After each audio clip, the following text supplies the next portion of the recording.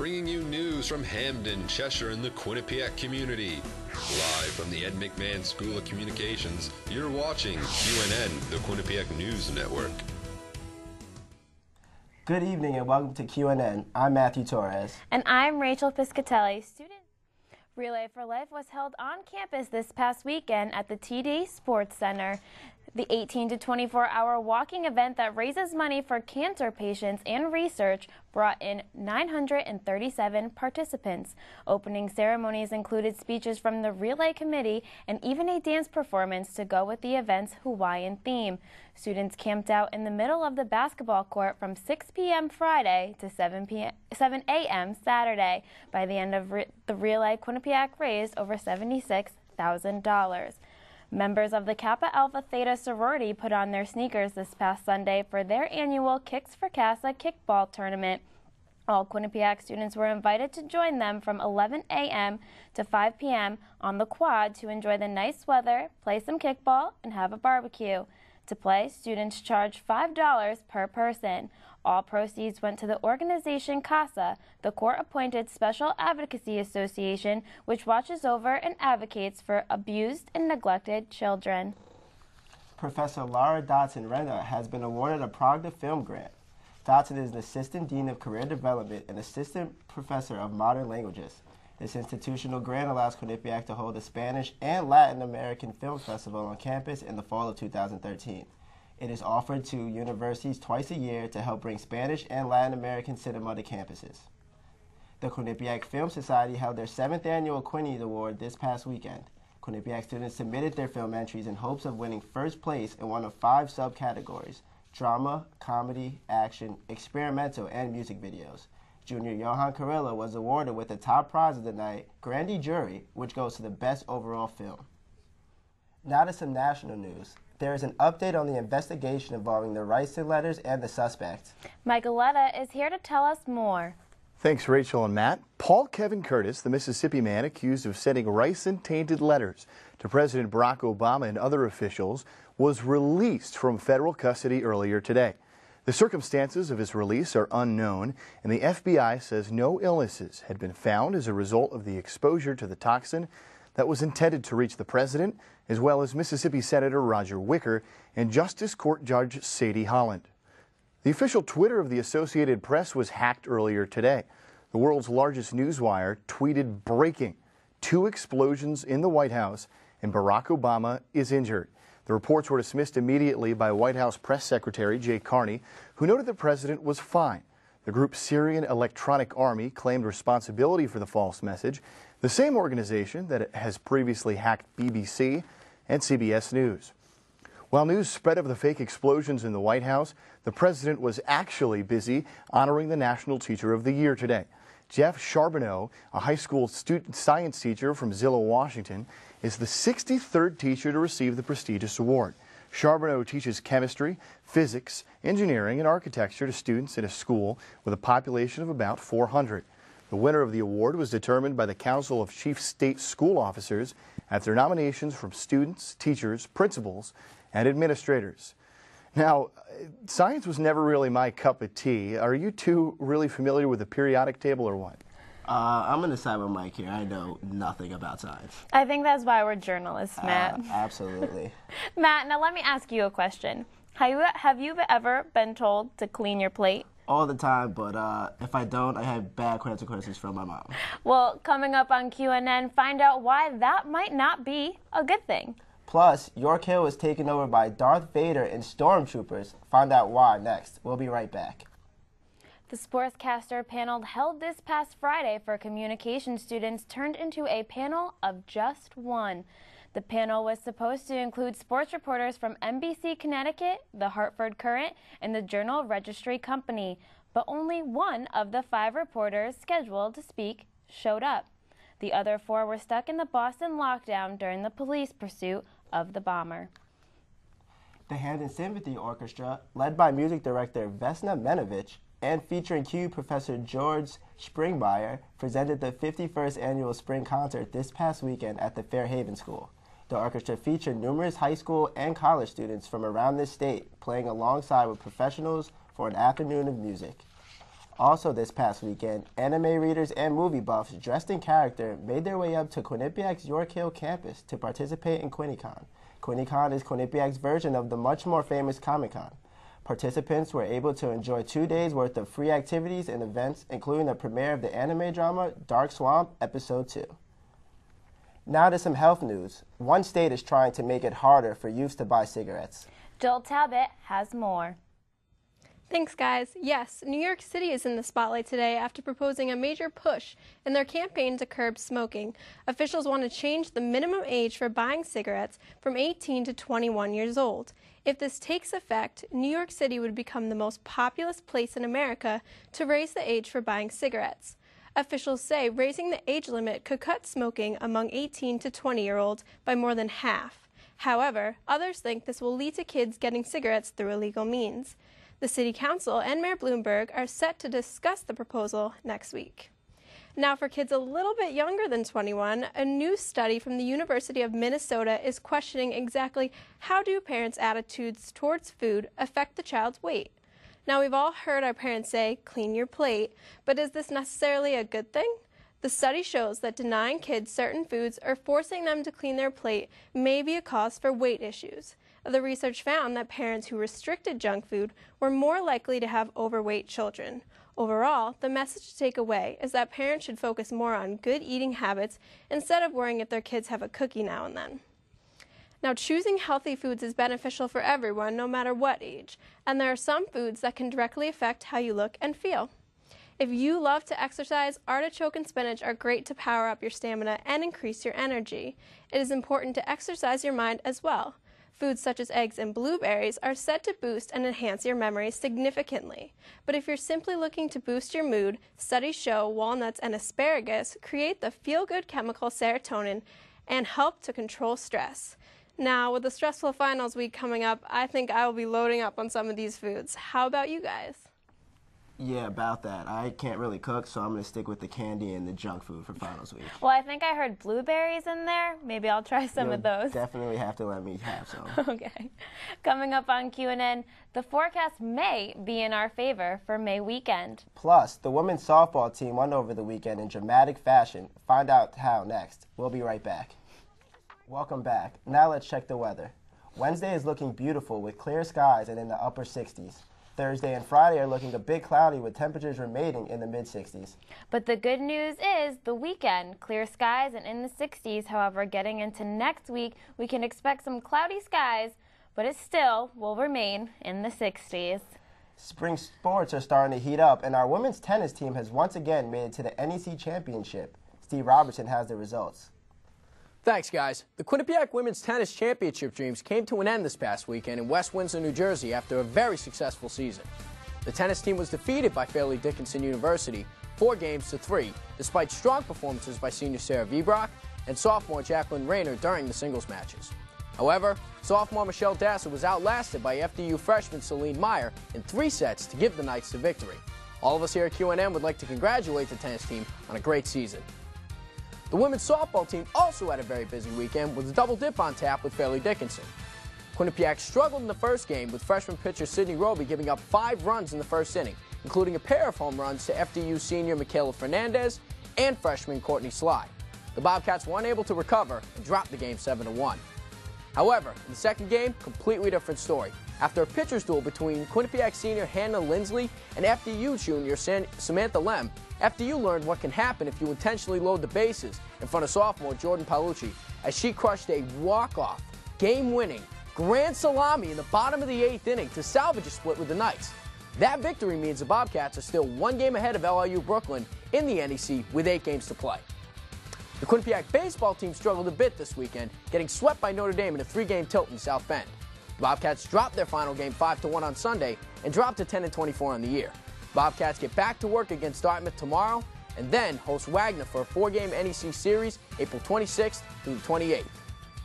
And ceremonies for those affected by the Boston Marathon's bombings continued this weekend as the Red Sox returned home to face the Kansas City Royals. Both players and fans honored the victims and the first responders in a great pregame ceremony. A giant American flag was unfurled over the Green Monster, and the players and fans were involved in the singing of the national anthem. Now, guys, I'm not typically one to get too emotional most of the time, but when I see something like that and that kind of patriotism, I can't help but get a little teary-eyed. What about you guys? It was a tragedy that happened, but it's great to see a town come together as one and be able to celebrate through sports. I have to agree. I do. Coming up on QNN, a halftime show in Oklahoma City. You have to see to believe. Stay with us. Now, this halftime show was one of a kind. It featured amazing dog tricks like this one here, where it looks like he's doing the wheelbarrow. Oh, there's some pretty cool tricks that these dogs are doing right now. This is amazing. This is absolutely cool. And this occurred during Game 1 of the playoffs between the Oklahoma City Thunder and the Houston Rockets. And it looks like those dogs are doing the cha-cha Congo line. I'm not really sure, but all I know is that my dog can barely sit. So maybe I should take him to the trainer. Yeah, we should call him up after the newscast. I think so. Thanks for joining us here on QNN. We'll be back next semester with more news from around Quinnipiac and the local community. Good night.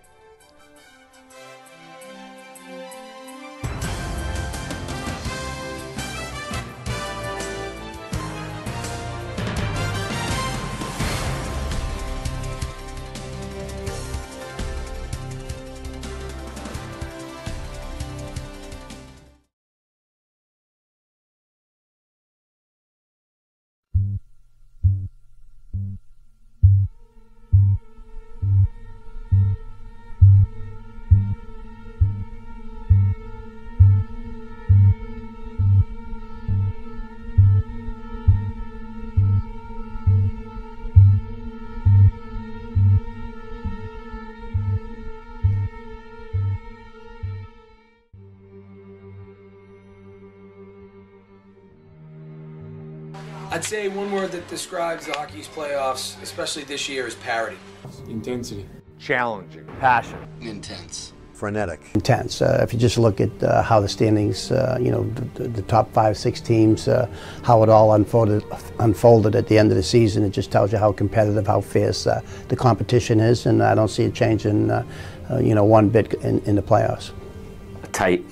I think they'll be really competitive this year. I think any team can win on any given night in this league. That's what's great about this league. And at the end of the day, we'll see who's on top. But I think all 8 teams, I think their fans have to be excited at this point in the season because anyone can win. Anyone can get to the Boston Garden there and take it home.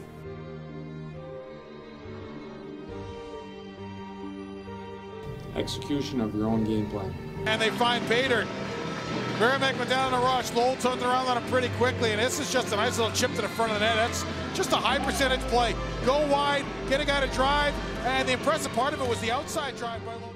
Consistent effort from all members of your team. It can't be just one line, one set of defense, one goaltender. It has to be right up and down your dressing squad. On the other side of the Eagles, wrap around in front, score! He gets it to Hayes, who ties this game up at 1 apiece. Kevin Hayes, his 6th of the year. Great goaltending, great discipline in your team, both positionally and emotionally, and a little bit of luck. Niedo's 8th of the season, and it's the Terriers with the early lead, and another chance, they score! The Terriers right back with their captain, Wade Megan. 2-0 Terriers. It's going to take some good goaltending. I think things are tight, as I mentioned, some great specialty teams, some great goaltending, and you're going to have to be the team that gets some bounces and work for your luck. Time to tee up another big shot. Follow up. Oh my goodness! Gillies saved it.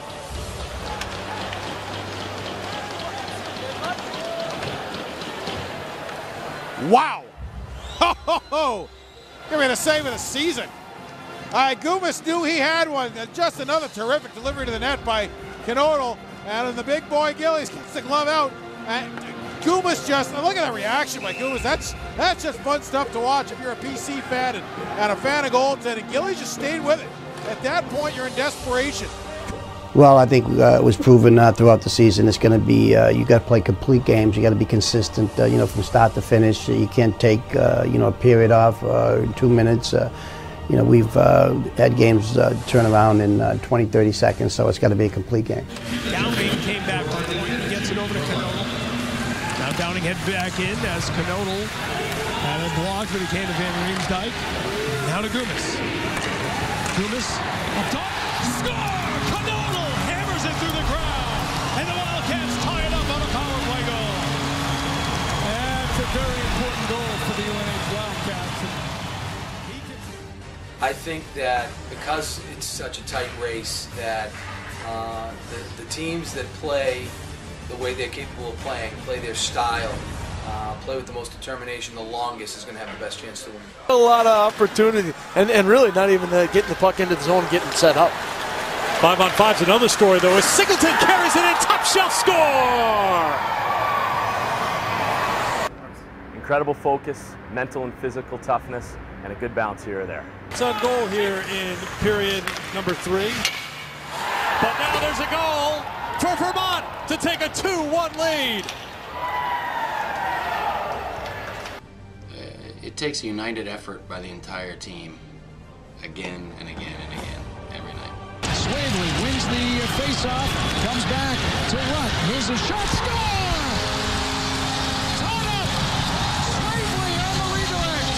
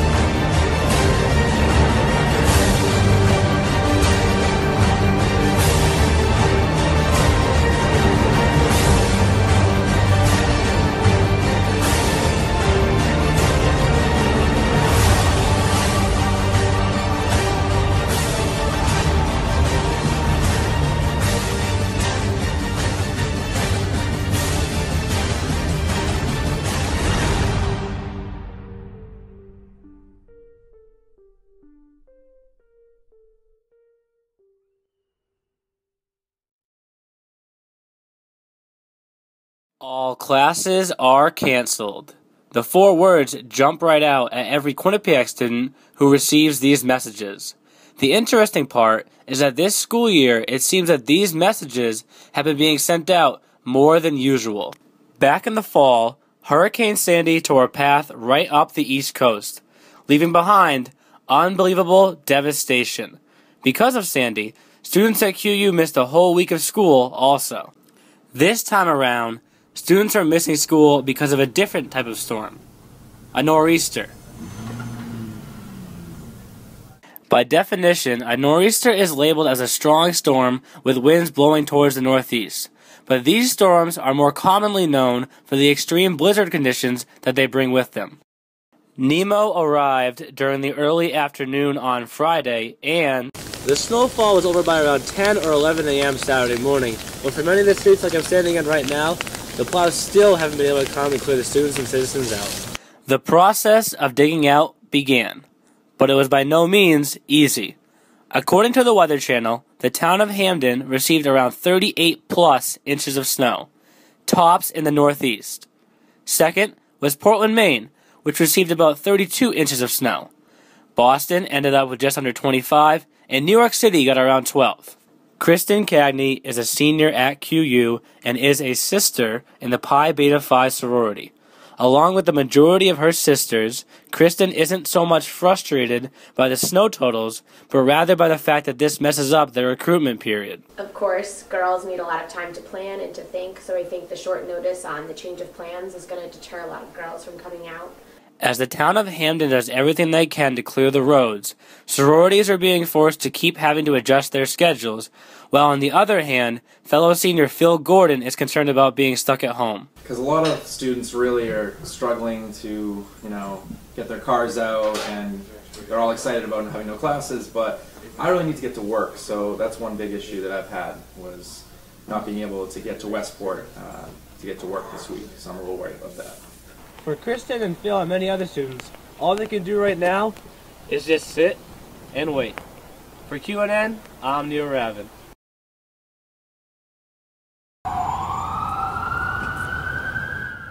If they think we're going to leave peacefully, we're not. Society is really messed up. The system has totally let us down, and what we're doing is creating an alternative. The Occupy New Haven movement has been going on since October 15th, and many of the occupiers have spent the past 4 months in the tent set up on the corner of College and Elm Street. Jimmy has been in New Haven since October, and he is hoping that this protest movement will lead to change in the U.S. government. Get a law passed to, the 1%, Okay. Basically right here, people who don't pay their fair share of taxes. Sarah is an occupier that spent some time in Occupy Hartford before coming to New Haven, and he wasn't caught off guard by the snowstorm this past week. As far as dealing with it, I don't know about other people, but for me, I'm used to it. I mean, I've spent the last 4 months learning how to live through this kind of weather. Rob Guys was walking past the Occupy New Haven site and was very proud of what he saw. Equality is important in the country and the world, and the disparity between those that have too much and those that have nothing is crazy. And it's nice to see people taking a stand and speaking out and approaching an attempt to equalize a lot of the disparity in the world. The occupiers in New Haven have left the comforts of indoor living to brave the storm that is the U.S. economic system. For Quinnipiac University, I'm Ravin.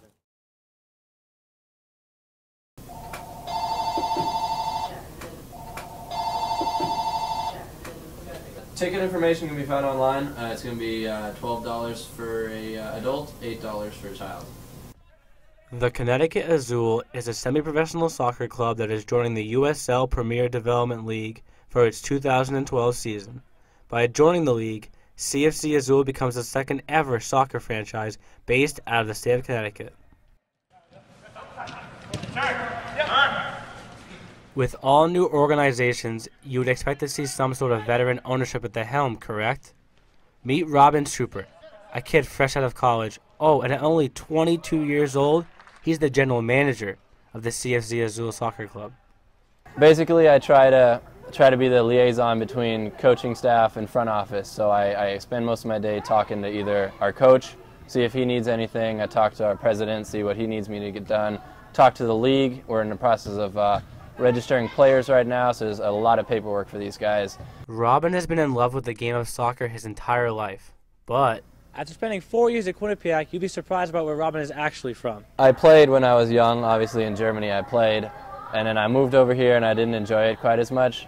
With lost interest for the sport, Robin decided to help out the Quinnipiac soccer team during his studies at the university, and it was the coaches of that team that helped him get into the position that he is in today. He's very good. There's nothing that I've ever asked him that he doesn't get done. I mean, whether it's 2 a.m. in the morning, 3 a.m., whenever it needs to get done, it's done. It's something he loves, so I can see it translates. If he doesn't know exactly what to do, he'll ask questions, and he's very good at it. Robin fell back in love with the sport by working under Quinnipiac soccer coaches Dave Clark and Steve Coxon.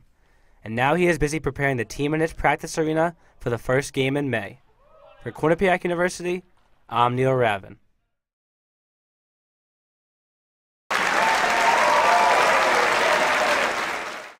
Tonight at the Warner Theater in Torrington, the first of 4 debates was held for the upcoming election for Connecticut's 5th Congressional District. I think it was 50-50, and you could tell from the applause. Voters came out in search of hearing key issues addressed. Conservation is a big issue in the northwest corner, as well as to show support for who they are voting for come November. I'm supportive of all our candidates for Congress. and our candidate for United States Senate. Stephen Mishna is the treasurer of the Northwest Connecticut Young Democrats and served as a questioner during tonight's debate.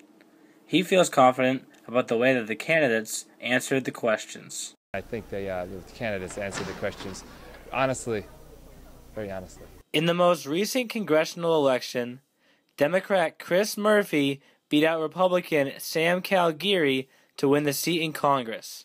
This year, Murphy is running against Linda McMahon for a seat in the Senate, opening the door for fellow Democrat Elizabeth Esty to run for the 5th District. My vision is of an America that gives the middle class a fair shot.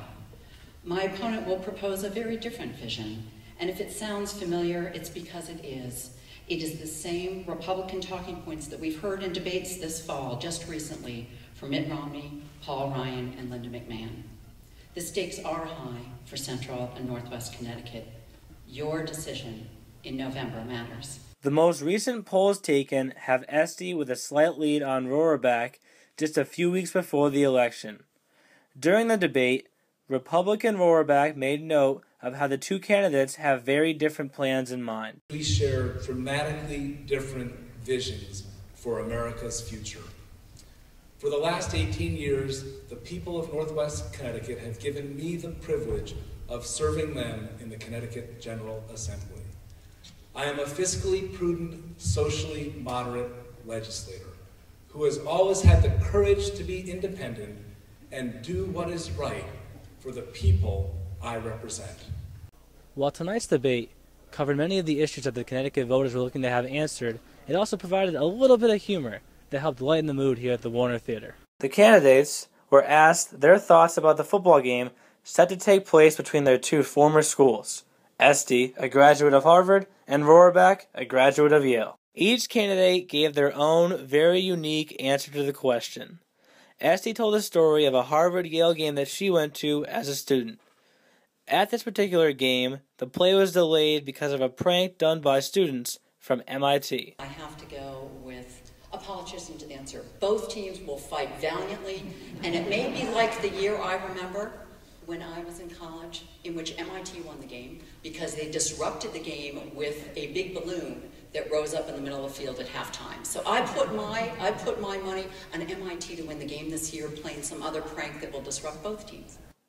Rohraback focused more on the underdog factor that Yale is playing in the game, as well as himself running for Congress as a Republican. Oh, there's no question that Yale is the perennial underdog, and for the past several years, we've come up short. But you know, I'm someone who believes the underdog can prevail. I'm a Republican running for Congress in Connecticut. And so... Tonight's debate marks the start of the final push before November 6th. For Quinnipiac University, I'm Neil Ravin.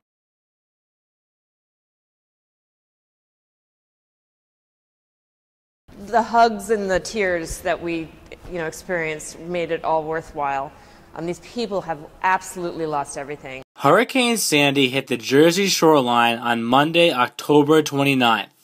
Her path over the next couple of days continued up the northeast coast, leaving behind unbelievable devastation.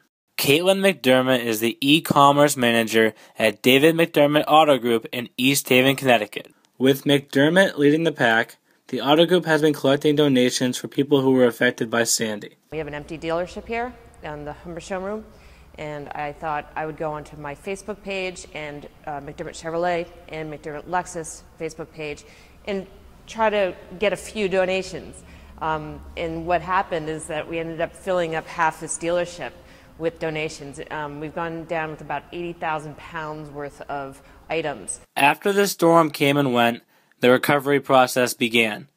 In Connecticut alone, FEMA, the Federal Emergency Management Agency, has had over 10,000 plus families register with them for help. An estimated 90% of those families reside in the Fairfield and New Haven counties. Here is a video from YouTube of a street in East Haven, located in New Haven County. As you can see from the man walking in what used to be the road, the water level is up past his knees. It looks as if the man was trying to drive through the water and then realized he wasn't going to be able to make it. There it goes. You want a life jacket? It didn't take long for the donations to start piling up at the auto group, and McDermott has been amazed about the reaction that she has got through social media, as she has got responses from all across the country. It's just incredible, the power of social media. The donations have been pouring in. California, a guy drove down a full truckload from Boston. It's amazing. It's amazing, and it was really heartening. Kevin Sympathy is the general manager of the Chevrolet store at McDermott Auto Group and is very proud of what Caitlin has done. Caitlin's been amazing. It's been basically all through Facebook. Most of it was all through our Facebook sites with our Lexus store and our Chevrolet store, and we received an unbelievable outpouring of donations from all over the state. Sympathy went on to talk about an interesting Corvette sale that the auto group had following the storm. There was one deal that's 100% based on that. It was a guy who lost his Corvette in New York in the flood, was down here with his father looking at Corvettes, went into our Hummer showroom and saw the Corvette he was looking at there, along with donations filling the room, and we told him what it was about. The father actually cried a little bit and said, "You're not buying a car anywhere but here." We sold him a Corvette. For more information on making a donation through the auto group, visit their Facebook pages. For Quinnipiac University, I'm Neil Ravin.